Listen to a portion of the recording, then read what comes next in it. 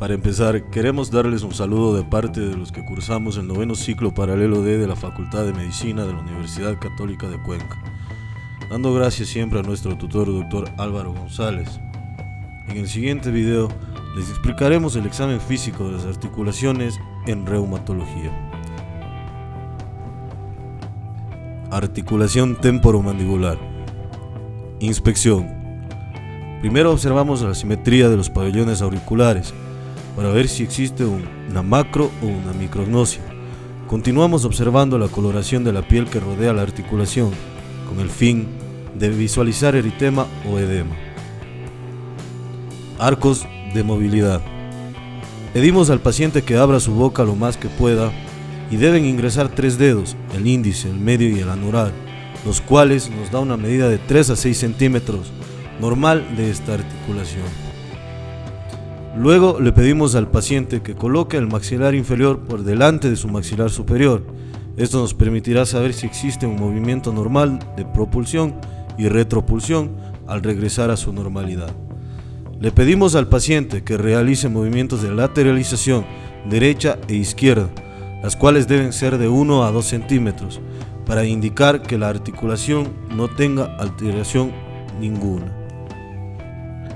Estos movimientos van a indicar si existe una limitación en la movilidad de la articulación o algún tipo de crujido que nos indique una alteración. Palpación. El objetivo de realizar este procedimiento será identificar la presencia de dolor en caso de realizar movimientos activos, edemas unilaterales o bilaterales, sentir la temperatura de la articulación y por último apreciar crujidos articulares.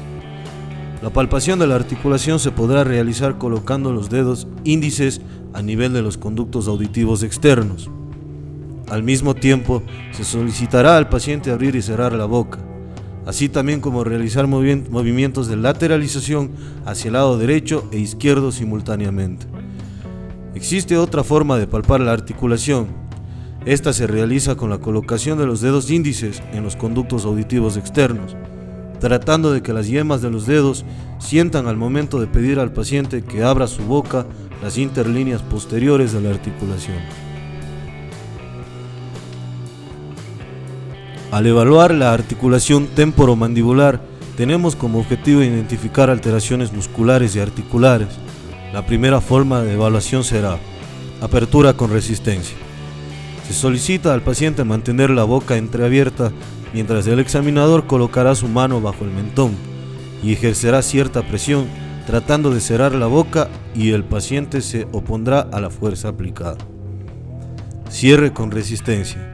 Se solicita al paciente mantener la boca entreabierta, el examinador colocará su mano sobre el mentón aplicando una fuerza hacia abajo, por lo que el paciente se opondrá a dicha fuerza. La lateralización con resistencia. Se solicita al paciente mantener la boca entreabierta, el examinador colocará su mano en la región lateral de la boca, ejerciendo presión hacia el lado opuesto, mientras el paciente se opone a dicha presión.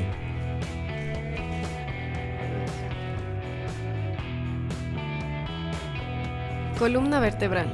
Empezaremos describiendo la columna cervical. La columna cervical tiene varias funciones: brindar apoyo a la cabeza, dar estabilidad a la cabeza, ayudar a generar los movimientos, sirve como medio de protección para la médula espinal y vasos vertebrales. Inspección. Se inicia desde que el paciente ingresa al consultorio. Se procederá a observar la postura de la cabeza, la cual debe estar erguida y perpendicular al suelo. Se debe observar si hay posturas antiálgicas, la existencia de lesiones, cicatrices, pero sobre todo cualquier asimetría. Palpación. Se palpará en busca de lesiones o asimetrías.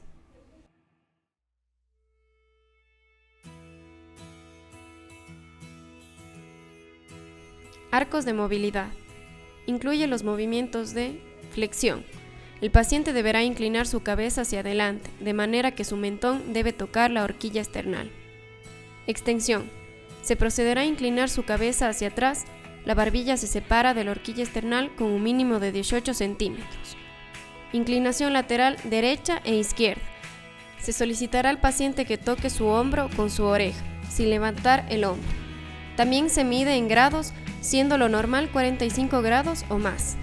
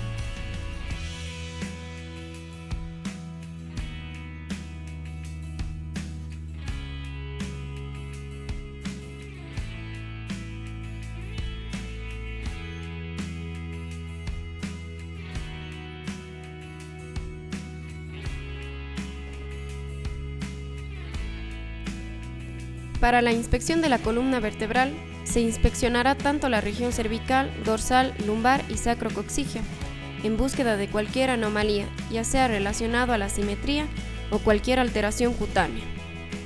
Palpación de las estructuras óseas. Identificando alteraciones óseas de cualquier parte de la columna vertebral y además si existe dolor en cualquiera de estas estructuras. Palpación de tejidos blandos. En búsqueda de dolor o alteraciones a nivel de los tejidos blandos relacionados a la columna vertebral.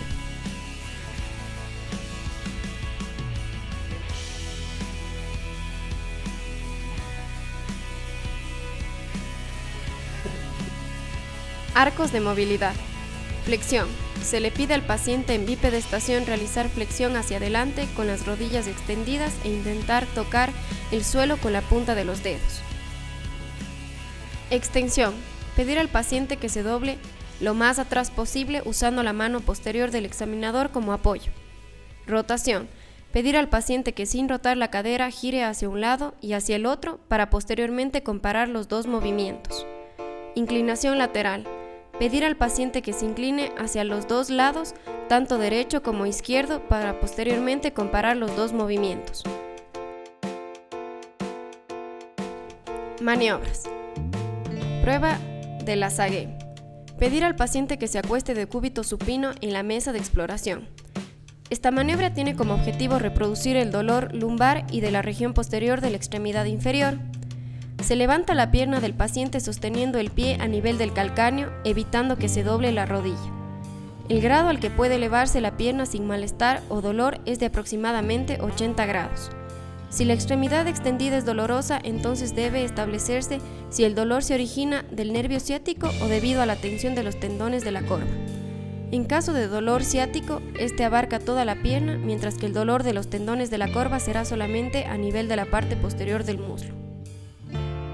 Prueba de Hover. Esta prueba indicará si el dolor que refiere el paciente es simulado.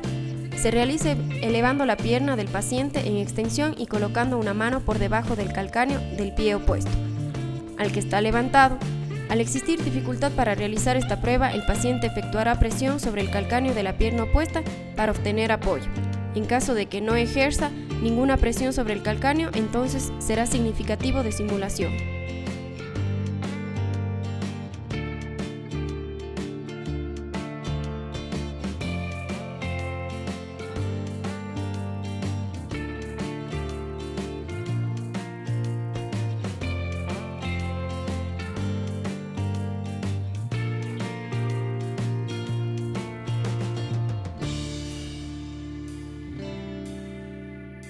Columna lumbar.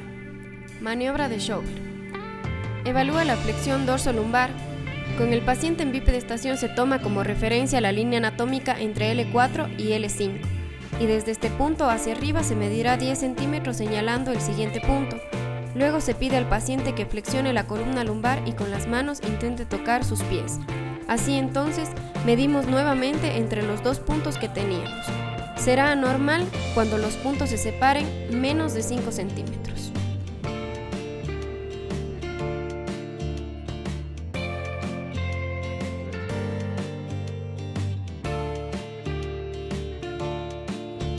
Pruebas especiales. Prueba de Hover. Poner las dos manos del médico bajo los talones del paciente. Si asciende una pierna, la otra apoyará más peso en la mano contraria. Si no, es así, finge.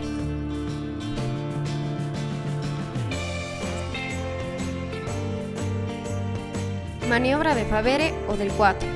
Se valorará flexión, abducción y rotación externa. Se coloca el muslo en abducción y en rotación externa, de manera que el tobillo descanse sobre la rodilla contraria en forma de 4. Con una mano se sujeta el ilíaco del lado opuesto, mientras que con la otra se ejerce presión sobre la rodilla flexionada.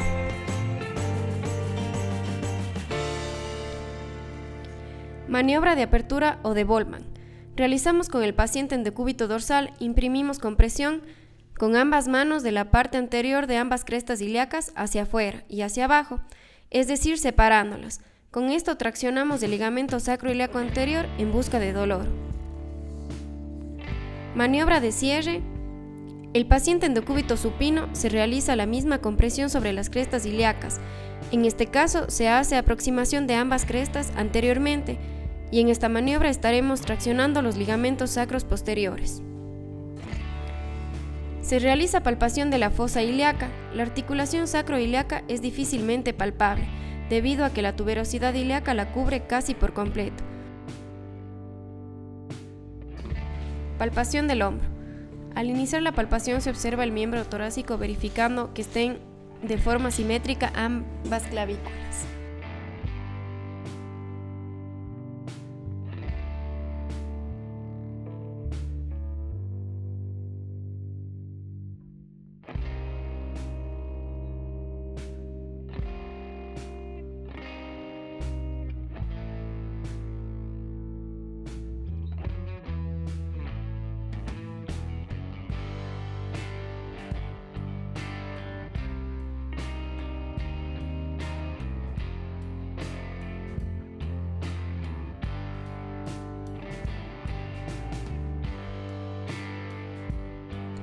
Articulación del hombro.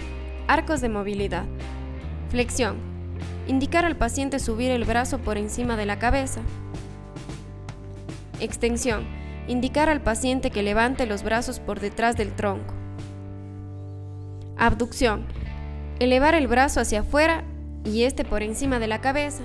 Se evalúa con la palma mirando hacia abajo.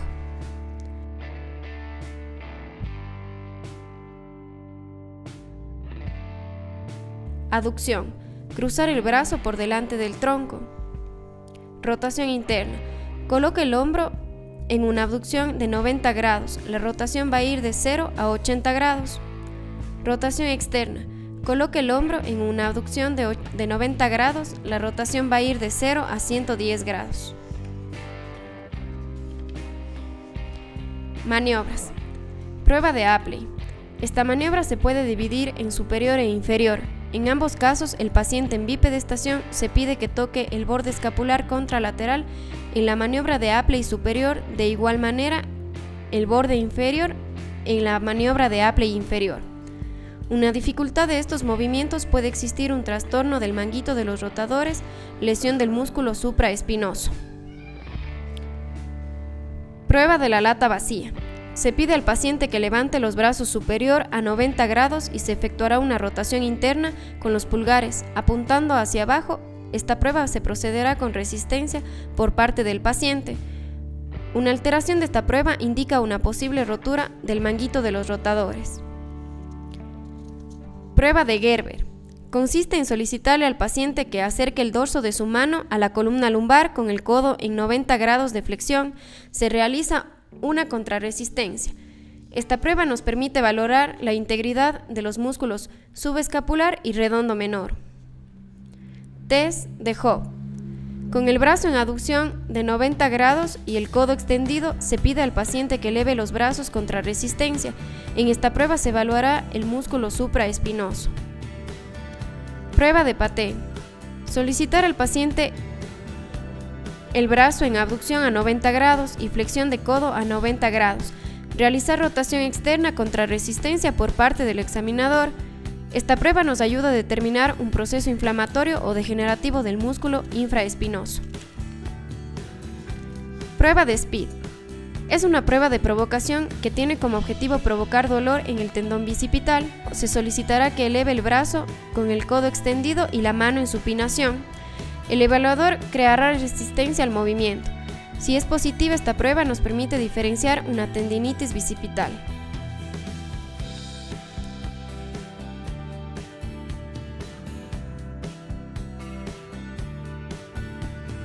Maniobra de Yergason. El paciente con el codo flexionado a 90 grados y el antebrazo en supinación, el médico procederá a colocar su mano izquierda en la corredera bicipital y con la otra mano toma la mano del paciente y ejecuta movimientos de pronación mientras el paciente realiza supinación contra resistencia. En el caso de que se encuentre positivo, nos indica una tendinitis bicipital. Prueba de caída de brazo. Se pide al paciente que realice una abducción que mantenga en esta posición un tiempo breve y debe descender lentamente.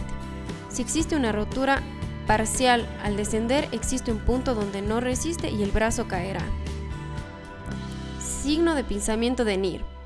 Comprima la escápula con la mano para evitar el movimiento. Al mismo tiempo, levante el brazo del paciente con la otra mano.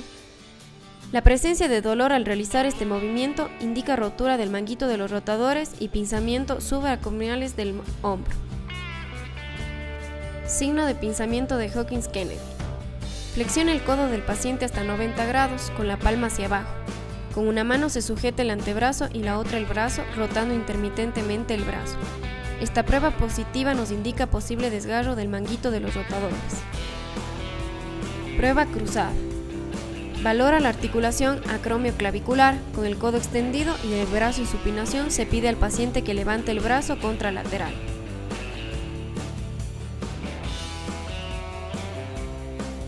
Articulación del codo. La articulación del codo se encuentra formada por tres estructuras óseas: el húmero, el radio y el cúbito.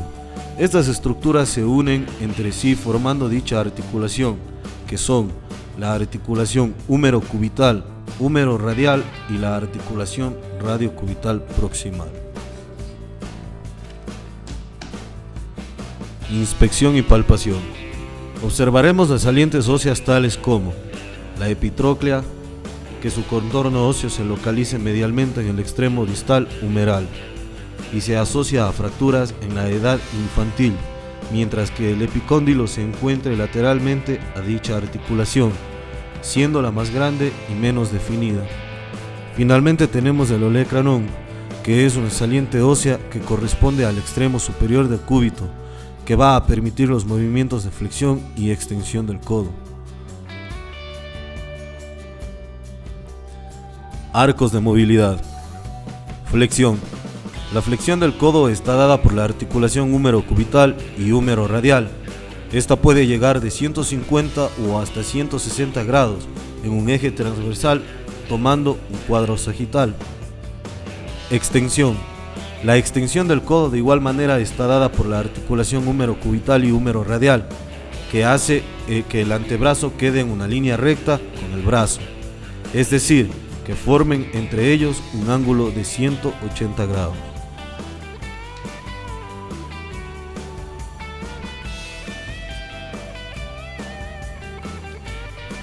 Pronosupinación. Este movimiento está dado por la articulación húmero-radial y la articulación radio-cubital proximal. El movimiento de la pronación a la supinación es de 150 grados, que está delimitado por la capacidad que tiene el radio de rotar alrededor del cúbito. Para poder evaluar estos movimientos, se pide al paciente que flexione el codo a 90 grados y lo mantenga apegado a su cintura.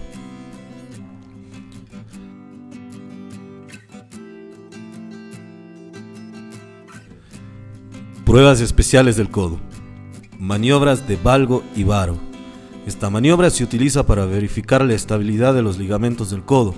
Para estas maniobras se sujeta con la mano del examinador la porción distal del húmero, con la articulación en extensión del paciente, y con la otra mano del examinador se realiza movimiento de valgo y varo.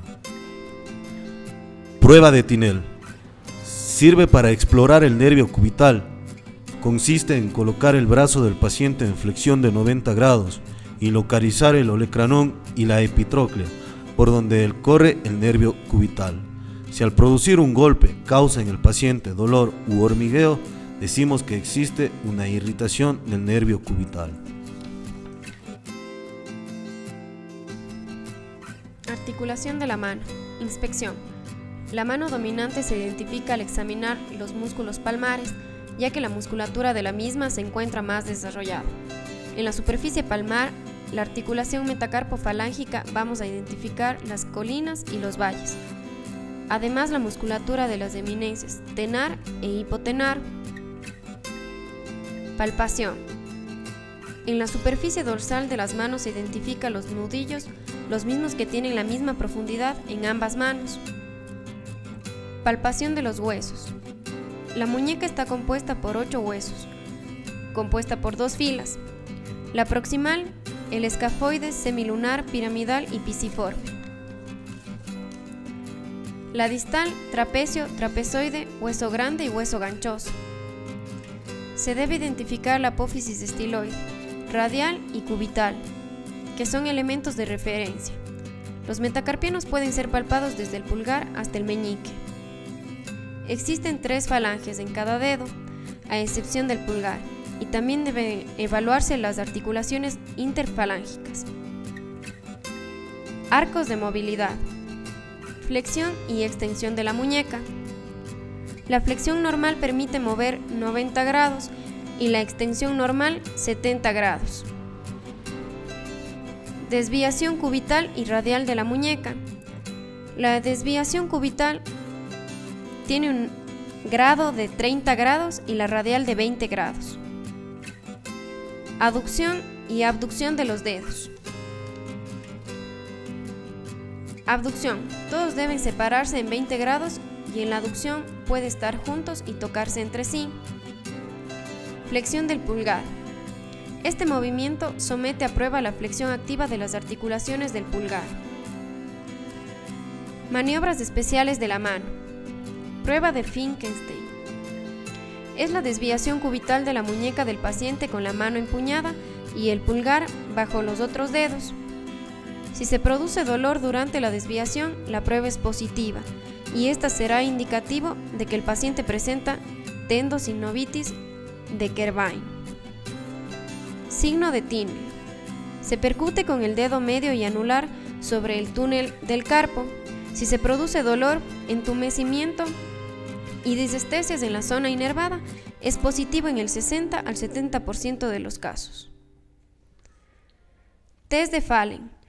La hiperextensión o hiperflexión de ambas muñecas durante 60 segundos produce adormecimiento y disestesias en la zona inervada, siendo positivo en el 80% de los casos. Test de compresión carpal. Otra maniobra para evaluar el síndrome de túnel carpiano. Aplicamos presión con 2 dedos sobre el túnel del carpo y aplicamos flexión de la mano. Si luego de 30 segundos hay dolor o molestias en el primero, segundo y tercer dedo, en la cara palmar, se considera signo positivo. Test de Field. Preguntamos y observamos al paciente qué hace con la mano cuando empeoran los síntomas.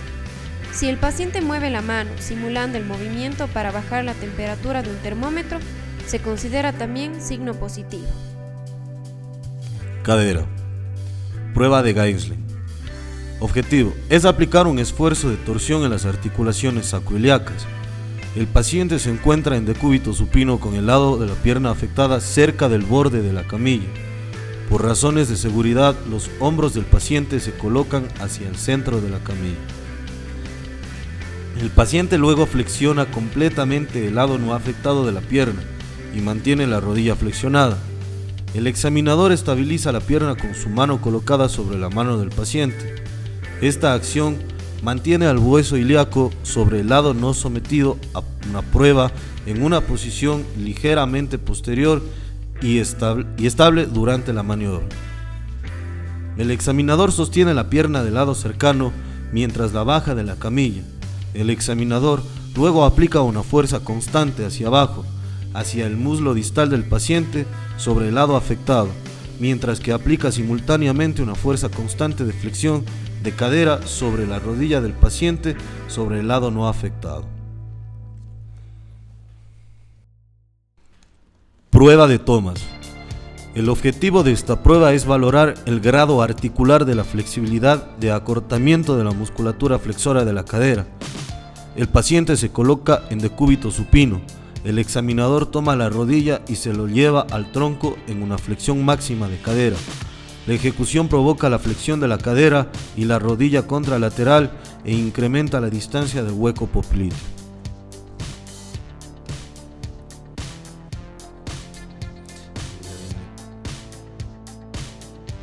Test de Faber. Esta técnica valora el tono del músculo psoasiliaco. El paciente debe estar de decúbito supino. El fisioterapeuta debe estar de pie a la altura de la pelvis del paciente. El terapeuta lleva la mano caudal a la rodilla, llevando el miembro inferior en la flexión de cadera y rodilla, hasta que la planta del pie repose sobre la rodilla contralateral, continuando a la flexión de la cadera mientras la otra mano frena la elevación de la hemipelvis contralateral. El hallazgo positivo de esta prueba indica un espasmo en el músculo del psoasiliaco.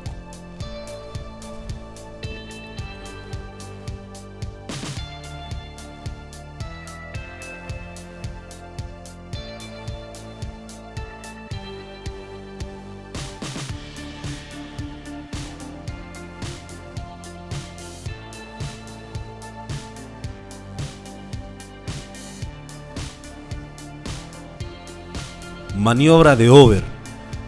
Esta valora la contractura de la cintilla iliotibial y músculo tensor de la fascia lata. Ubicamos al paciente en decúbito lateral sobre la extremidad sana. Luego realizamos flexión de la cadera a 90 grados con flexión de la rodilla a 90 grados. En abducción del miembro pélvico afectado hasta donde sea posible. Luego soltamos la extremidad que está en abducción. Si la cintilla iliotibial y el músculo tensor de la fascia lata es normal, el músculo caerá a la posición inicial. Si hay contractura del músculo tensor de la fascia lata o cintilla iliotibial, la cadera quedará en abducción. Cuando se suelte la extremidad o bajará en rueda dentada. Esto nos indica que la prueba es positiva. Se observa también en poliomielitis o en mielomeningocele. Rodilla. Inspección y palpación. En la inspección de la rodilla se debe valorar al paciente en bipedestación, durante la marcha y en posición de cúbito, tanto desde una posición frontal, lateral y posterior, en relación con el examinador. Se debe buscar la presencia de asimetrías entre ambas rodillas. Pruebas especiales de la rodilla. Ligamentos colaterales. Prueba de varo forzado o de inestabilidad externa. Bostezo en varo. Con el paciente en decúbito supino con la pierna en flexión de 35 grados y completa extensión, se sitúa la mano en la cara medial de la rodilla, con apoyo de las eminencias tanto tenar como hipotenar. Con la otra mano se procede a tomar el malleolo externo en el tercio distal de la pierna. La prueba será positiva si existe un aumento articular o si el paciente refiere dolor, lo que indica lesión o afectación principalmente del ligamento lateral externo.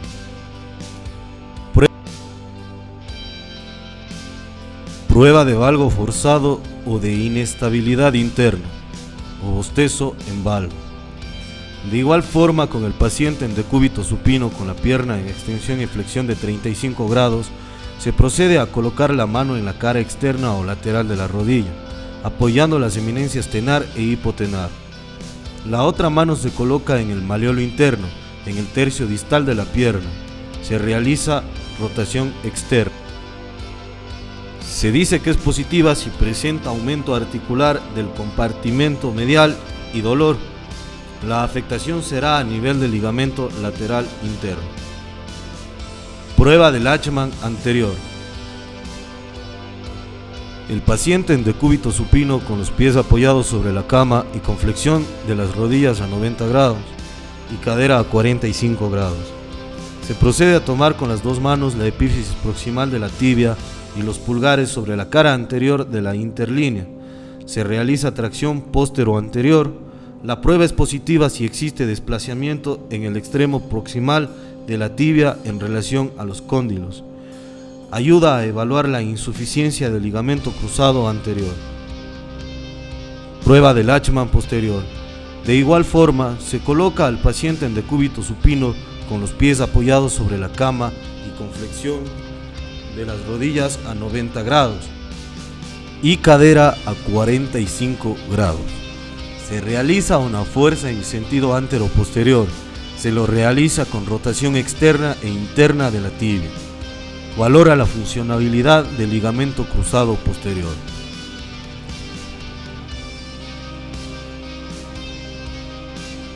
Prueba de Steinman 1 y 2. El paciente en decúbito supino y con flexión de la rodilla a 90 grados se realiza rotación en sentido medial y lateral. Si se produce dolor en la región meniscal, se considera positiva, lo que se conoce como Steinman 1, pero es poco específica, por lo que se realiza extensión de la rodilla y rotaciones a ambos lados. Si el dolor se localiza en la región anterior o hacia adelante, es muy probable que la alteración sea a nivel del menisco. Es la llamada prueba de Steinman 2. Prueba de McMurray. Con el paciente acostado en la camilla, con la rodilla en completa flexión y con el examinador lateral a la rodilla a examinar, se coloca con una mano sobre la rodilla y la otra mano en la región del calcáneo. Se realiza rotación interna y externa. Un chasquido audible o la presencia de dolor dan positividad a la prueba, haciéndonos sospechar de un posible desgarro del menisco. Si la prueba resulta negativa, no se descarta daño meniscal. Prueba de Apple. Con el paciente en posición de cúbito prono y con flexión de la rodilla a 90 grados, se procede a fijar en el muslo con una mano y con la otra mano se realiza rotación de la rodilla en ambos lados. La prueba se considera positiva si se evidencia dolor o un chasquido, que podría ser indicio de afectación meniscal. Prueba de aprehensión de Smil. Paciente acostado y con las piernas en flexión, se coloca ambos pulgares en la cara interna de la rótula y con los demás dedos se asegura el miembro inferior con firmeza. Se realiza desplazamiento rotuliano en sentido lateral y se flexiona la rodilla. Es positiva cuando provoca malestar.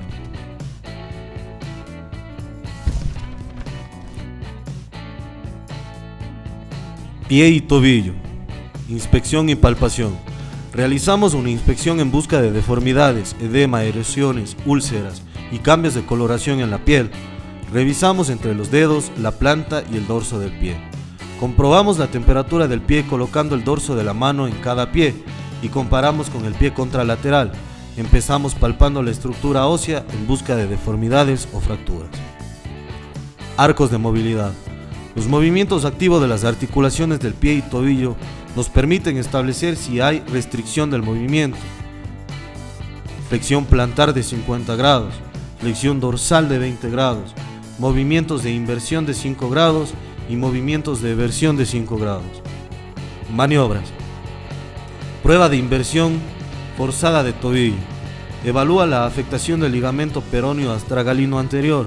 El paciente debe estar en decúbito supino, con los pies fuera de la camilla y el tobillo en posición neutra. La mano cefálica debe fijar el tercio distal de la pierna y con la mano caudal abarca en antepié. Se realiza una inversión forzada. La prueba es positiva si se presenta dolor en el ligamento peroneo astragalino anterior. Prueba de Thompson. Evalúa la ruptura completa del tendón de Aquiles. El paciente debe estar en decúbito prono con los pies fuera de la mesa y las rodillas extendidas. En dirección cefálica se comprime con el pulgar desde el tercio medio de la pantorrilla. La prueba es positiva si no hay flexión plantar y por tanto indica una ruptura del tendón de Aquiles.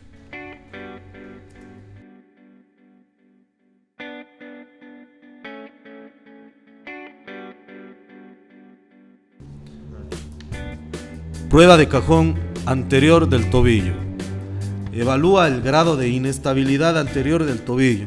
El paciente debe estar en decúbito supino con el pie relajado.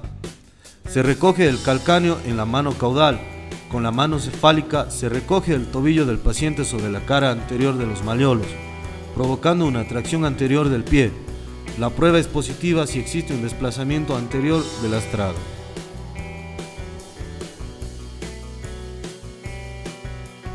Prueba de peroneos laterales. Evalúa la inflamación de los tendones de los músculos peroneo lateral corto y peroneo lateral largo. Se le pide al paciente que ponga los pies fuera de la mesa. Partiendo de una inversión, se le pide al paciente que efectúe una eversión, mientras se le resiste el movimiento a nivel de las cabezas del cuarto y quinto metatarsiano. La prueba es positiva si aparece dolor en el cuerpo del tendón.